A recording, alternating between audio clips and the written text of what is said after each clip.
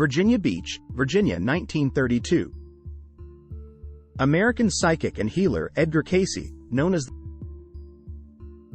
the Sleeping Prophet, gains worldwide attention by remotely diagnosing illnesses and patients located 100 miles away with an astounding degree of accuracy. Deep could diagnose people's physical problems. He could tell what's in a book. He could find something at a great distance. He could even read the Akashic record, the Book of Life. During one of his many psychic trances, Cayce makes an astonishing claim regarding the Sphinx. Edgar Cayce could tell you about prehistory and reincarnation and what your soul had been doing prior to this incarnation. He actually gave readings for his own soul that had been a high priest in ancient Egypt and was associated with the building of the Sphinx. Edgar Cayce had in his reading a statement that the Sphinx and the pyramids were built in approximately 10,409 BC. There's a strong suggestion that the Cayce readings were accurate, and therefore, their dating of the Sphinx in the pyramids also was accurate. Up until his death in 1945, Cayce gave dozens of readings about the Sphinx. These readings claimed the Sphinx was directly related to an ancient civilization that many believe once existed here on Earth. The lost continent of Atlantis. The Edgar Cayce readings specifically say that Atlantis, as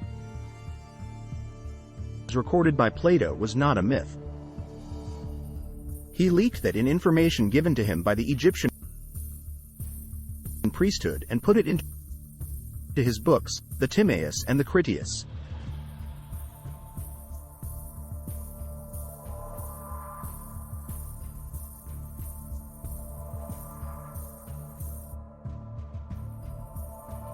Here's the interesting thing. Plato describes that Atlantis existed exactly at the same time that ancient Egypt experienced what they referred to as a golden age.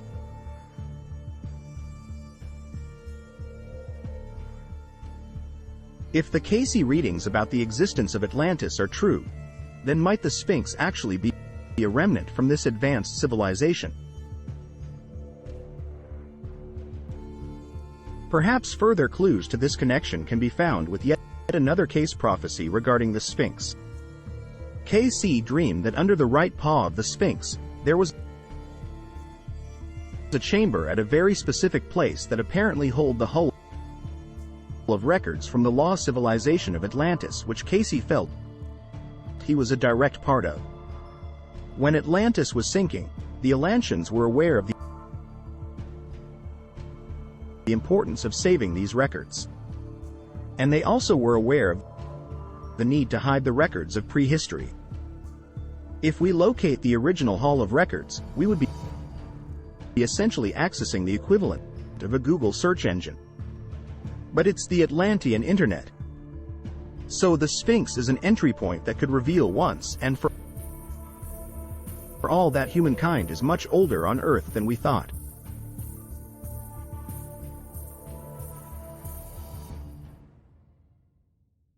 The Giza Plateau, 1978.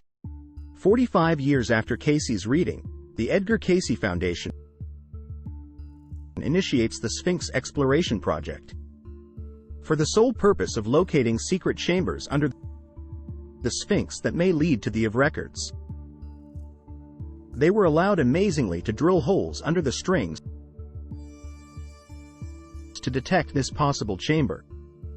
They drilled 8 holes. Unfortunately, nothing of certainty was found. They were stopped the last minute. Apparently, they were very close. They felt by the Egyptian army. We did find anomalies beneath the Sphinx. Now these could be chambers, not just cracks or caves. Edgar Cayce prophesied that in the future and in the of